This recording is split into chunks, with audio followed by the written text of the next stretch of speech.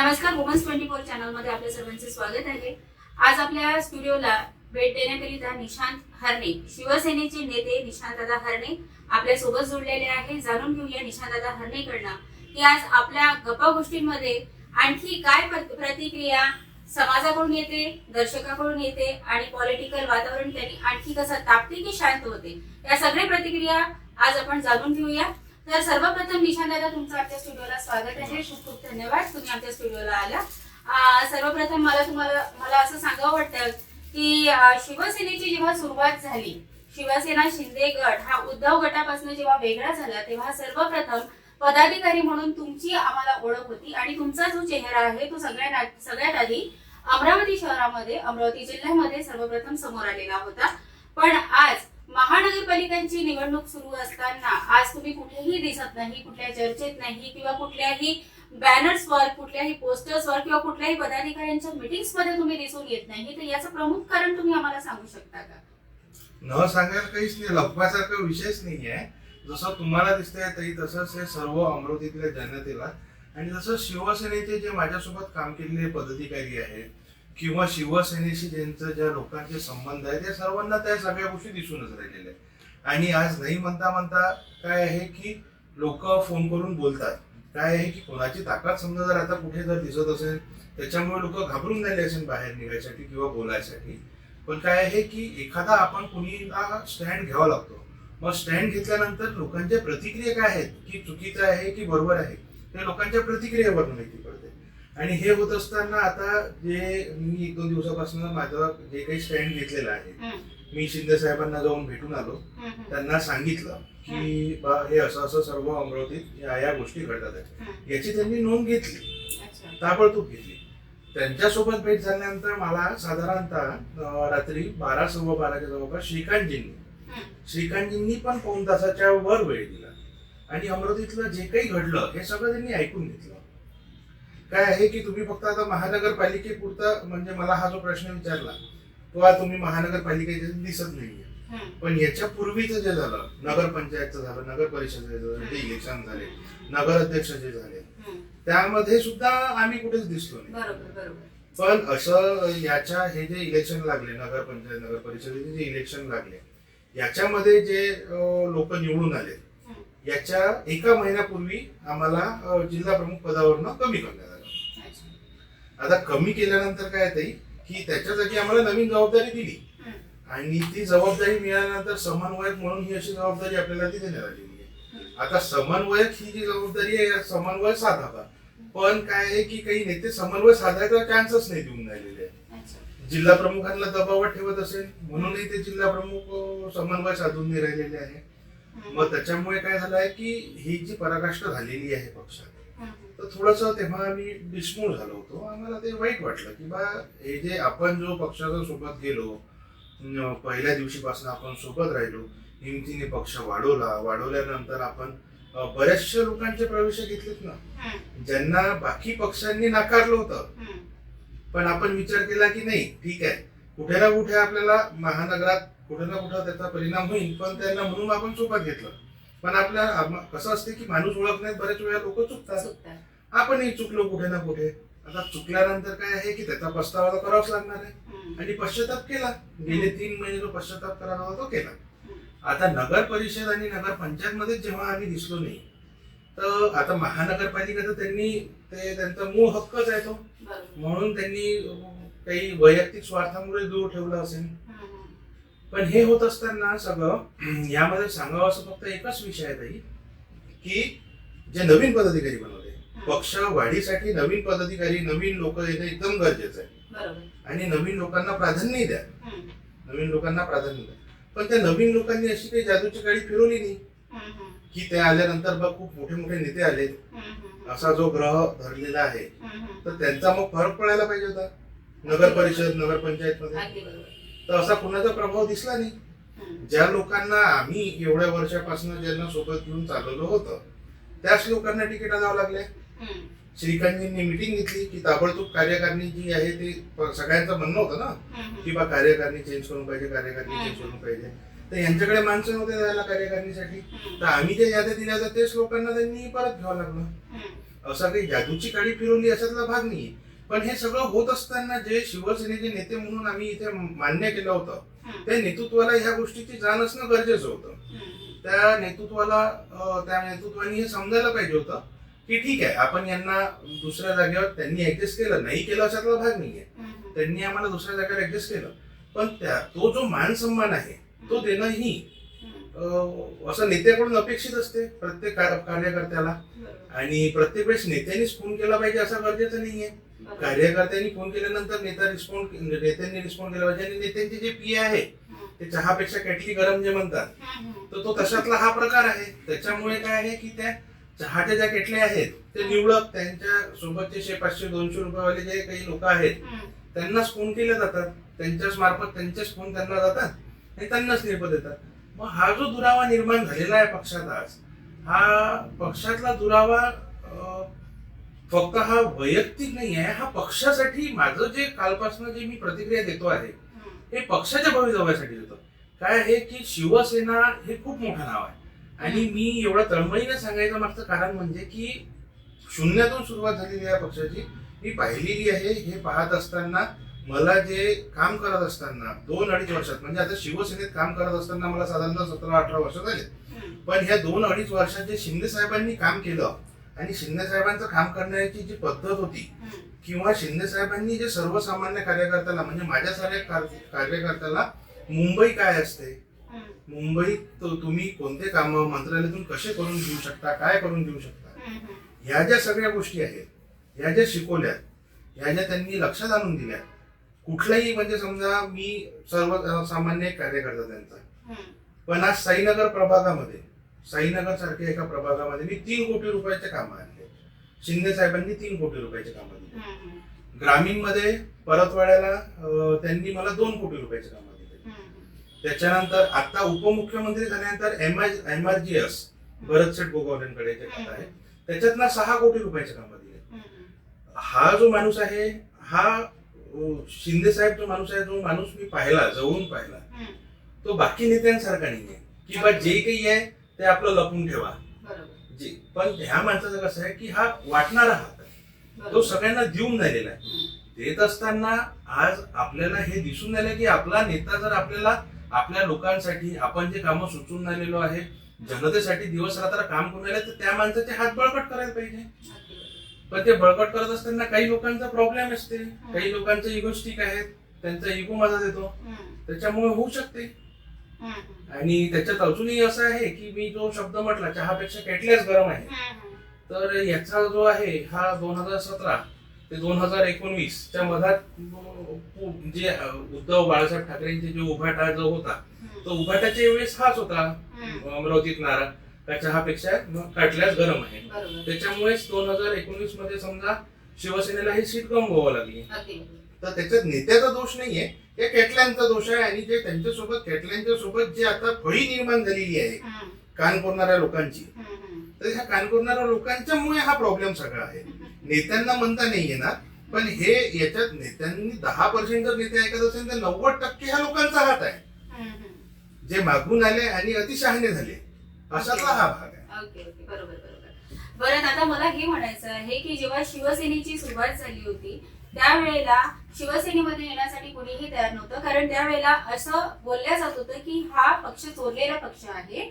आणि सन्माननीय त्यावेळेसचे मुख्यमंत्री एकनाथजी शिंदे साहेब यांच्यासोबत इतर पक्षातले लोक जाण्यास तयार नव्हते. त्यावेळेला तुम्ही त्या इतर लोकांशी विरोध घेऊन तुम्ही पक्षात आलात आणि तुम्ही तुमची जबाबदारी स्वीकारली आणि ती नक्कीच चांगल्या पद्धतीने पण तुम्ही ती राबविली. आम्ही हे सगळं बघत होतो. दादा, मला परत एक प्रश्न विचारायचा होता तुम्हाला की आता नुकत्याच ज्या नगर परिषदांच्या निवडणुका झाल्या त्या निवडणुकांमध्ये तुम्ही आता बोलले की असे काहीही परिणाम दिसून आले नाहीत, पण मोर्शीमध्ये जी नगराध्यक्षाची जी सीट निवडून आलेली आहे शिवसेना शिंदे गटाची, तर ती शिवसेनेची शिंदे गटाची जी सीट आहे तर ती निवडण्याच्या पाठीमागे खरं तर कुणी त्याच्या पाठीमागे परिश्रम घेतले असं तुम्हाला वाटते? सन्माननीय प्रीतीताई भट यांचे परिश्रम होते की जगदीश दादा गुप्ता यांचे परिश्रम होते की आनंदराव अडसूळ साहेब यांचे परिश्रम होते की आणखी कुणाचे, किंवा आता सध्याचे तुम्ही म्हणता की नवनिर्वाचित जे पदाधिकारी आहेत त्यांचे परिश्रम होते? नेमकं कुणाचा हातभार तिथे मोर्शीची सीट येण्याच्या पाठीमागे होता?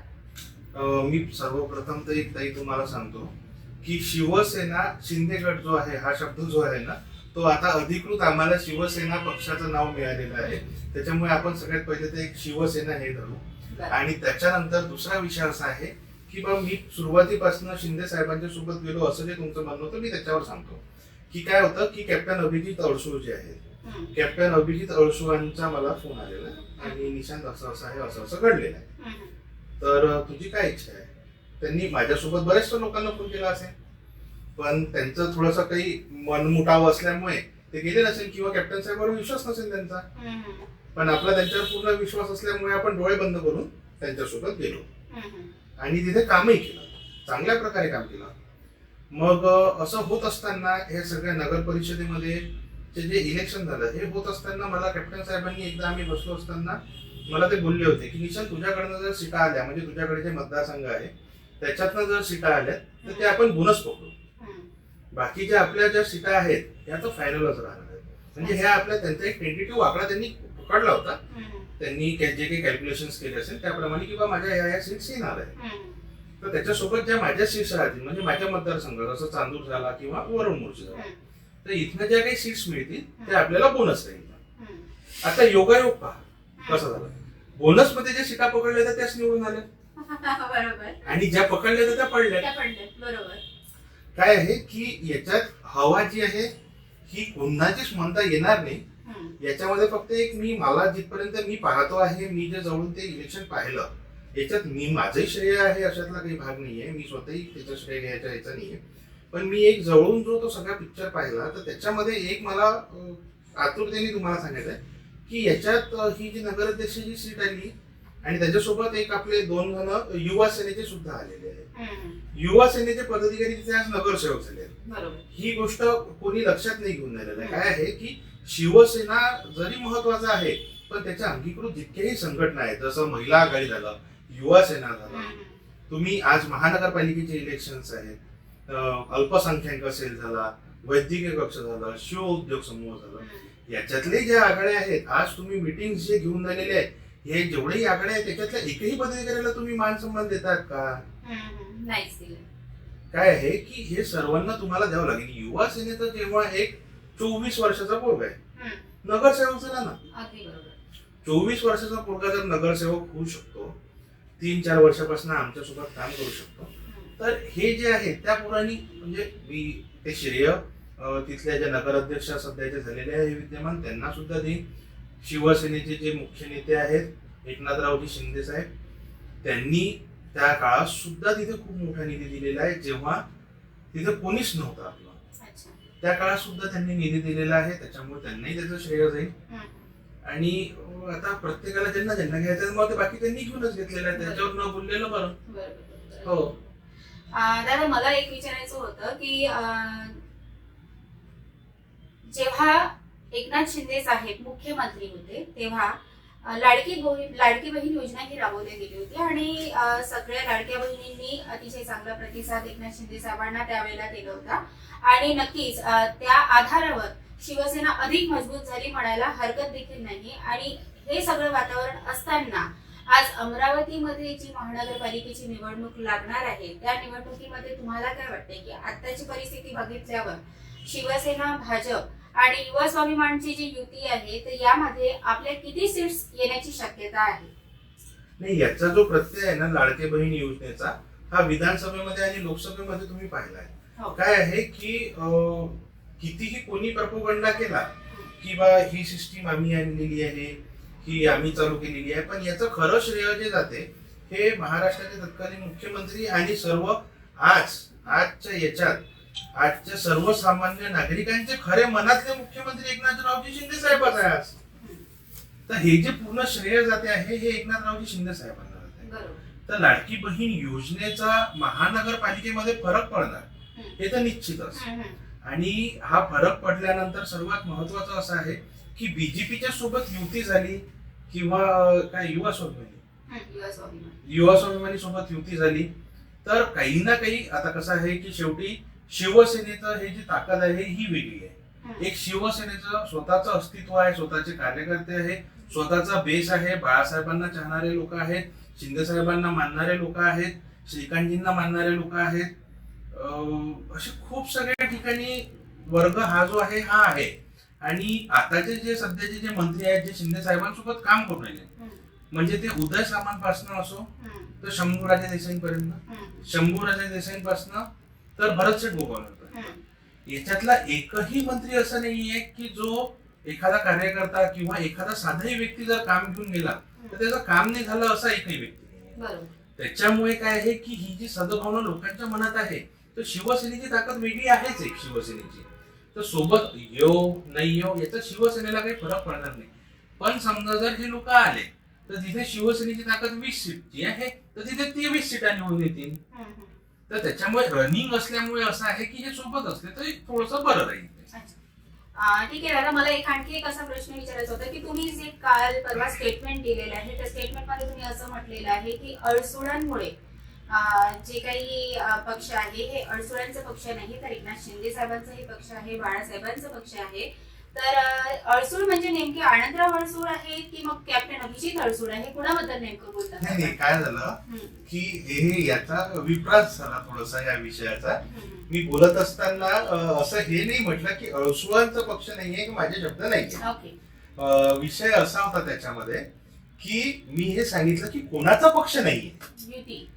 युती ठरवायचा जो धर्म आहे, युती जे होणार आहे, युतीसाठी जे बांधील आहेत ते युती ठरवण्याचा पूर्ण निर्णय हा एकनाथरावजी शिंदे साहेब यांना व तसंच बीजेपीचे देवेंद्र फडणवीस साहेबांना आहे. स्थानिक पदाधिकाऱ्यांना किंवा स्थानिक नेत्यांना त्याचा मान म्हणजे त्याचा अधिकार नाहीये. त्याचा जर प्रत्येक तुम्हाला पाहायचं असेल तर काल नागपूरला बैठक झाली रात्री, मी सकाळी बाईट दिली, संध्याकाळी नागपूरला त्याचं झालं. जर अमरावतीमध्ये हे निर्णय घ्यायची क्षमता असती तर मग नागपूरला बैठकीची गरज नसते.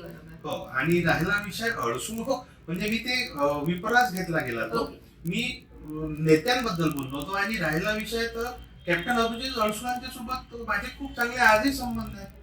मी जे काही बोलून दिलेलो आहे म्हणजे याच्यात तुम्ही एक पाहिलं असेल की बा मी अडसूळ साहेबांचं जरी नाव येत असेल तर कॅप्टन अभिजित अडसूळ साहेबांचं कुठे नाव घेऊन नाही राहिलेलं आहे. काय आहे की ज्या माणसाने आपल्याला नेलं, ज्या पक्षात नेलं, त्या माणसाच्या सोबत आपण ऍज इट इज राहू आणि त्या माणसाच्या बद्दल आपण न्यूट्रलच आहे. पण काय आहे की जिथे ठीक आहे ना, माझ्यावर अन्याय होऊन जायला मी सहन करेन, पण आज खूप सगळे लोक असे आहेत की ज्यांना तुम्ही 2.5-3 वर्षापासून आज दाखवली होती की बा नगरसेवक केस में तुम्हारे को तिकीट देंगे. आज त्या लोकांची कितीतरी लोकांचे फोन येतात, हो मेरे तिकीट का क्या हुआ, हो मेरे तिकीट का क्या हुआ. त्यांना उत्तर कुठून देणार आहे? त्यांना आपण उत्तर कुठून देणार आहे? त्यांना कसं सांगणार आहे आपण की बा ठीक आहे मेरे हात में कुछ भी नहीं है. मग याच्यासाठी तर मला शिंदे साहेबांजवळ जावंच लागेल ना. जर माझा नेता माझा ऐकून नाही राहिला आहे तर मग पक्षाच्या नेत्याजवळ जावं लागणार आहे. कुठून ना कुठून तर काही ना काही तर करावंच लागणार आहे ना. आणि मी हे होत असताना एक पाहिलं, इथे जरी समजा कमी ऐकला गेला असेल पण शिंदे साहेबांच्या जवळ कार्यकर्त्यांना मान सन्मान होत नाही. जेव्हा तिथे गेलो ना, काय आहे की एवढा मोठा माणूस आहे आणि कितीतरी लोक असतात, कितीतरी लोक.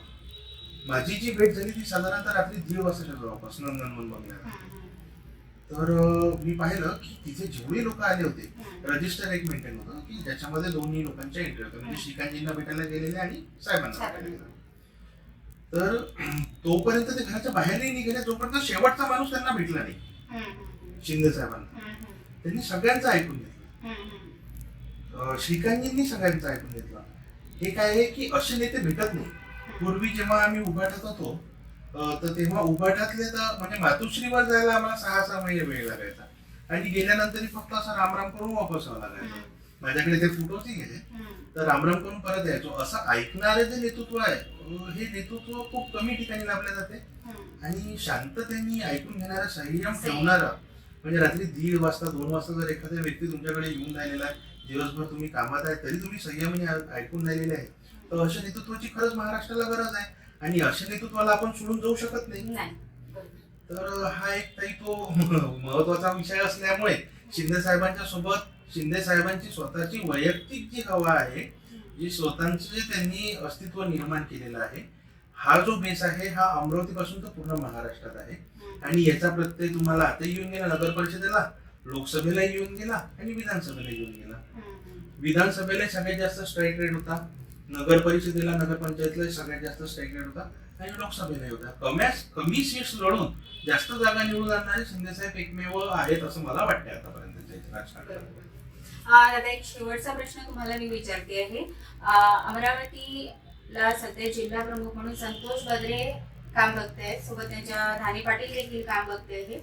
दोघेही नवीन आहेत म्हणजे शिवसेना पक्षामध्ये, आणि त्यांच्या तुलनेमध्ये जर का शिवसेना महानगरपालिकेची जी निवडणूक आहे त्याचा सगळं कार्यभार जर निशांत हरणेकडे दिला तर त्याचे काय परिणाम होतील, आणि संतोष बद्रे यांच्याकडे जर राहिला तर त्याचे काय परिणाम होतील असं तुम्हाला काय वाटतं? नाही, काय आहे ते की बघा, आता शिवसेनेचे जे नेते आहेत, नेत्यांनी ठरवलं आहे की त्यांना द्यायचं. आमच्या शिवसेनेचा एकच मोटिव्ह आहे, शिवसेनेने ज्याला पदभार दिला तो कोणी असो, मग त्याची ते असो नसो, शब्द नाही वापरत, असो की नसो, पण त्याच्याकडे तो पदभार गेला ना, मग त्याचा आम्ही मान सन्मान ठेवतोच, त्याचं आम्हाला ते ऐकावंच लागतं. आणि हे बाळासाहेबांपासून जी शिकवण आहे आणि त्याचा जो मान सन्मान आहे तो त्यांच्याकडे राहीलच. पण याच्यात बोलायचं असं झालं फक्त दुःख ह्या गोष्टीचं आहे की हे होत असताना आज शिवसैनिकांनी ठरवायला पाहिजे होतं, शिवसैनिकांना विश्वासात घेऊन करायला पाहिजे होतं. हे जेवढी तिकीट्स मी आता पाहतोय तर हे मनसैनिकांना जास्त तिकीट आहे. म्हणजे उबाठातले जे लोक आहेत, जसं मनसेची आणि उबाठाची युती झालेली आहे तसं छुपी युती अमरावतीत शिंदे आपली आणि मनसेची झाली का असंच दिसतंय. कारण की जेवढे मनसेचे चेहरे होते त्यांच्याच पैकी जास्त लोकांना तिकीट असं आढळून आलेलं. म्हणजे सुरुवातीला जेव्हा शिवसेनेची सुरुवात झाली आणि सगळ्यात जास्त ज्यांनी चिकलफेक केली होती, आज ते लोक देखील आपल्याला पक्षामध्ये दिसत आहेत आणि पक्षाकडे अगदी ठामपणे त्यांनी त्यांच्या तिकीटसाठी आपलं मत मांडलेलं आहे की आम्हाला तिकीट ही मिळणारच. म्हणजे हा जो आत्मविश्वास आहे आणि जे तुम्ही झेललेला आहात सुरुवातीला, तर तुम्हाला काय वाटते की हे आता त्यांना तिकीट द्यायला पाहिजे शिवसेनेने की नाही द्यायला पाहिजे? नाही, तो पक्षाचा अधिकार आहे, त्यांना तिकीट द्यायचं आहे नाही द्यायचं आहे तो पक्षाचा अधिकार आहे. आणि कसं आहे की जी चिखलफेक आपण तेव्हा सोसली, यांची हेच लोक होते विरोधात बोलणारे, आपण ऐकला, आपण त्या गोष्टी सहन केल्या, म्हणून आजपर्यंत पक्ष इतका वर वाढला. आता ते लोक इकडे आले ते आपले झालेत ना, झाल्या गेल्या गोष्टी आम्ही विसरून जातो. त्यांना तिकीट भेटून राहिली आहे, ते त्यांच्या मेरिट्सवर जर त्यांना तिकीट भेटत असेल ते निवडून असेल तर आमची शुभेच्छा आहे, मी त्यांच्या प्रचाराला जाईल. त्यांनी जरी चिखलफेक केली असेल की बा तुम्ही त्या पक्षात गेले, तुमचा पक्ष संपून जाईल, तुम्ही गद्दार आहात, पण आज त्यांच्यासाठी नाही जायचं ना आपल्याला. आमच्या पक्षाचं धनुष्यबाण लागणार आहे त्यांच्या मागे, नाव तर धनुष्यबाणाचं आहे ना. शेवटी आम्हाला धडायचं कोणासाठी आहे? धनुष्यबाणासाठी. धनुष्यबाण चिन्ह आहे शिंदे साहेबांचं, तर त्याच्यामुळे जे काही करायचं आहे आम्हाला त्या धनुष्यबाणासाठी, आम्ही जे काही करू ते धनुष्यबाणासाठी. त्यांच्या प्रचारात जाऊ ना, आम्ही नाही बोलवलं तरी जाऊ, पण धनुष्यबाणाच्या सीटा निवडून आलो. आणि तेच महानगरपालिकेमध्ये ज्यांच्या जवळ धनुष्यबाण राहील त्यांच्यासोबत आम्ही 100% पूर्ण ताकद देऊ.